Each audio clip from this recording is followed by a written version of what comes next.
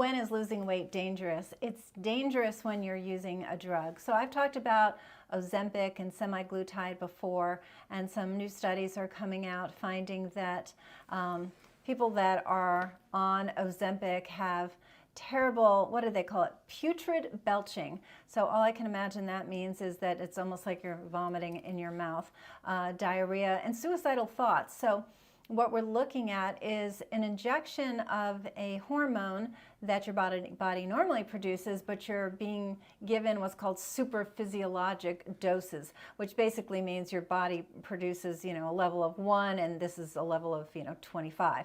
So it's not natural, of course, and the reason that, and what you're being given is what's called a GLP-1 agonist, which basically the hormone is GLP. And what the hormone does naturally is it gives you satiety, it keeps your blood sugar nice and stable. So, you eat a normal amount, you feel good, you feel satisfied from what you ate, etc. So all's right with the world.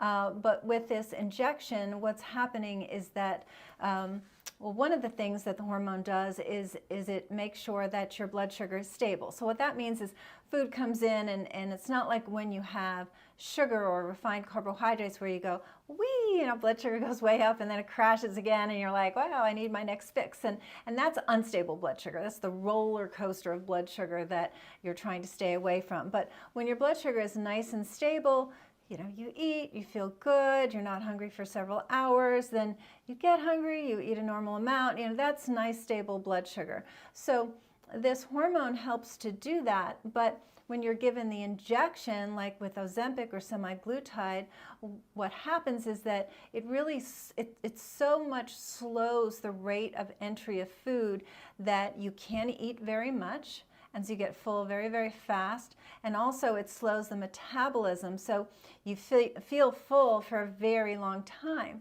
Now, what's happening with some people is what's called gastroparesis, which is basically your stomach freezes, and it's not breaking down food the way it should. And that can be quite dangerous, gastroparesis. So it's basically a freezing of your digestive system. And that's where the putrid belching comes from, because it's just, the food is just sitting in your stomach and it's rotting, and then gas comes up and it tastes like rotten food because that's what's in your stomach at that point. So, we fall for these drugs over and over and over again. The quick weight loss, and we just keep jumping on the bandwagon. And I don't know what else to tell you other than it never works.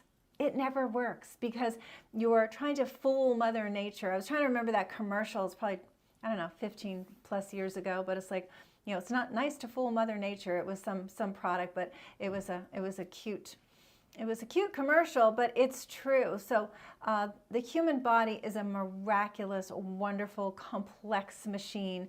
And when you try to mess with it, very often you get ill effects. Suicidal thoughts was also something that's coming up with the use of Ozempic, because it's not just a hormone that's affecting the gut, it's affecting the brain as well. And it turns out people with more addictive personalities are not doing well with this drug either. So there's a couple of studies that came out, and I'll put them in the notes, but wanted to talk about what you can do to raise your GLP-1, so this hormone that keeps you satisfied and keeps nice stable blood sugar. How can you do that naturally without a dangerous drug that can really cause some very hazardous side effects? So number one is mindful eating. Now, easier said than done, I understand, but it's basically not eating while you're on the run.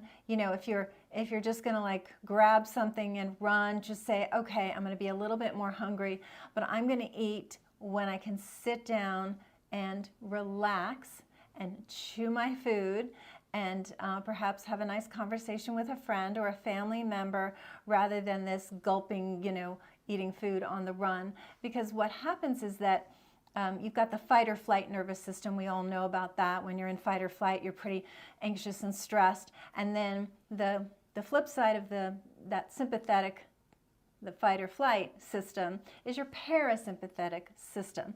And that's the rest, digest, relax system. So in order to have good amounts of this hormone, you want to make sure you're eating in that relaxed state. Now, you're sure as heck not in that state when you're gulping your food on the run. And so just, that's where the mindful eating comes from. Just figuring out, how am I going to just take a breath, even if you're sitting in your car, but you take some deep breaths, which, by the way, the box breathing, as it's called, where you inhale through your nose for about a count of 5 or 6, you hold for a count of 5 or 6, you slowly blow it out through your mouth for a count of 5 or 6, and then try to hold again before you do the inhale.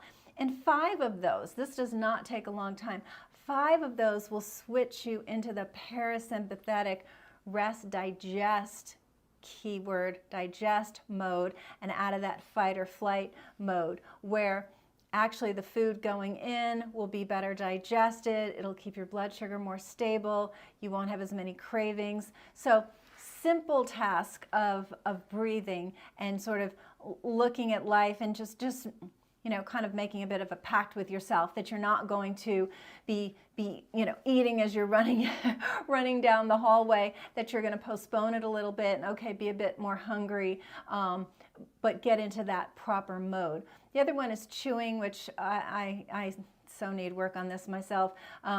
But again, if you're dining with a friend or a loved one and you're more in that relaxed mode, we do tend to chew our food more, which is also very helpful for digestion and this hormone.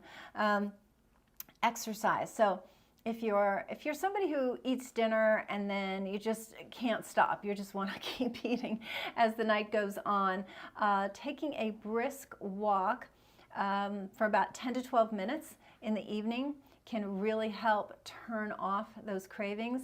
A walk after dinner, kind of wait about 30 minutes, or if you just say, wow, I can't even wait 30 minutes, I'm just going to be on to the ice cream, then just get out of the house where you can get away from the freezer and or refrigerator, and start with just a slow walk if you still feel full, and then as time goes on and you've digested enough, then get a little bit faster, a little bit of a brisker walk. We're not running, we're not pounding the pavement, but a brisker walk that actually turns off those cravings, which is great because you don't want to eat a good 3 hours before you go to bed anyway. So what are we talking about? We're talking about the hormone GLP-1, which is being injected into people in the form of semi-glutide and Ozempic, and we're really finding some dangerous side effects. There was also association with thyroid cancer that I did in an earlier video, but people are really starting to see this freezing or this gastroparesis in their stomach, which can be life-threatening potentially. So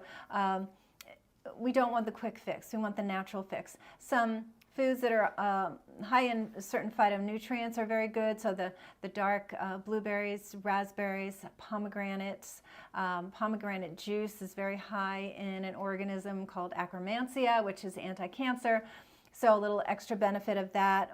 Oh, green tea is another one. So it's high in polyphenols, and another thing to help keep this hormone elevated. And again, nice stable blood sugar, you're not craving, and you'll naturally lose weight. You're not going to lose 20 pounds in a week. You shouldn't lose 20 pounds in a week. You should lose 1.5 to 2 pounds a week. Yeah, who doesn't want it faster? 70% of Americans are overweight and or obese. So yeah, there's a huge population that wants this quick fix, but I'm sure you don't want to be putting yourself in a dangerous situation that puts your life at risk, which is what this is potentially doing. So the other parts that I wanted to go over was intermittent fasting, actually, and trying to eat during the daylight hours versus late at night. Again, you're getting too close to bedtime, which is not good for keeping your weight stable, and also not good for digestion. So a good 2.5, 3 hours. If you can get to that 3-hour mark before going to bed after eating, that's great. The days are definitely longer right now. It's early August, so we've got nice long days, and we can very much eat in those daylight hours. I like a 12 to 14 hour intermittent fast. This isn't for everyone. If you're somebody who've had some food issues in the past with anorexia, bulimia, you don't want to do this, but for the average person, 12 to 14 hours is great. There are some people who only eat one meal a day. I think that's hard on the GI tract, but generally speaking, 12 to 14 is nice and stable. So you're chewing your food, you're doing intermittent fasting, you're eating those nice dark colored berries and green tea.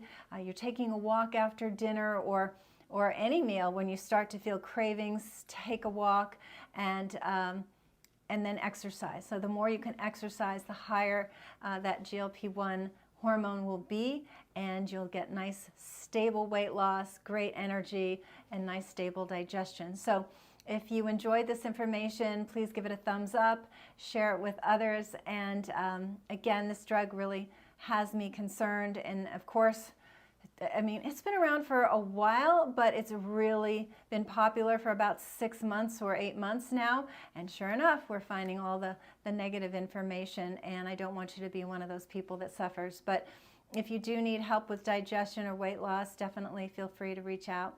That's why I'm here.